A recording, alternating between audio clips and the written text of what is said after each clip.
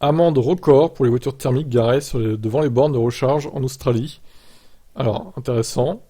Alors, que faire en France s'il y a le cas qui se produit?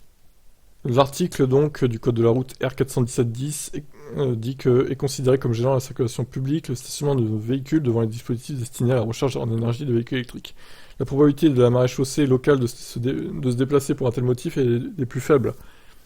Que risquerait-il de toute façon 22 euros d'amende? En Australie, c'est plutôt 100 fois plus en fait. Au même moment, de l'autre côté de la planète, en Australie, de la même manière que le biotope local est bien plus agressif, et alors que la part des ventes de véhicules électriques est largement moindre que dans l'Hexagone, la légère tape sur le dos de la main de la loi française se transforme en masse d'armes médiévales. En effet, faites un créneau avec votre Ford Falcon XB GT de 73 devant une borne de recharge, et que vous appeliez Maximilian Rokatansky ou non, il vous en coûtera 369 dollars dans l'état de Victoria, 2200 dollars, alors je vais dire en euros, 230 euros dans l'état de Victoria, 1400 euros en Nouvelle-Galles du Sud, 1800 euros dans le Queensland et même 2000 euros dans le territoire de la capitale australienne qui pour rappel n'est pas Sydney mais Canberra.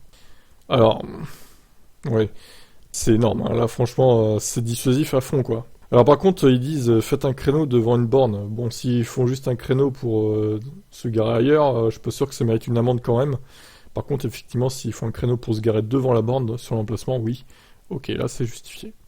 Mais ce n'est pas tout, puisque ça ne concerne pas que les véhicules à combustion interne, mais aussi les traîtres à foie jaune que sont les propriétaires de voitures électriques occupant un point de suspension ionisé sans se brancher. Oh, ça c'est Pierre Desjardins qui a écrit l'article, hein, j'en suis sûr. Hein. Ouais, c'est vraiment sa plume à lui. Hein. Toujours des mots là, alambiqués là.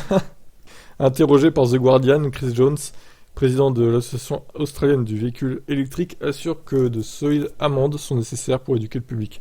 Personne n'aimerait que je gare ma voiture devant une pompe à essence pour aller déjeuner ensuite. Il faut que les gens sachent qu'il y a des endroits où on peut stationner et d'autres où on ne peut pas. Et se mettre devant une borne de recharge fait partie de ces derniers. Il poursuit. Chaque chargeur est primordial et nécessaire pour les 80 000 véhicules électriques du pays. Nous devons être sûrs qu'aucun n'est bloqué. Que ce soit intentionnel ou non. Cerise sur les gâteaux, Nathalie Ward, responsable de la voirie de Nouvelle-Galles du Sud, précise que les amendes collectées seront utilisées pour soutenir la transition vers le véhicule électrique. Ah bah c'est bien, voilà ce qu'il faut en France aussi. 2000 euros, c'est monstrueux quand même. Alors, sauf dans l'état de Victoria où c'est 230 euros, ils sont un peu plus raisonnables pour le coup, mais 1400, 1800, 2000 euros, c'est massif quoi. Alors vous pensez que c'est un peu trop ou est-ce que c'est des prix adaptés? Dites-moi en commentaire, tiens.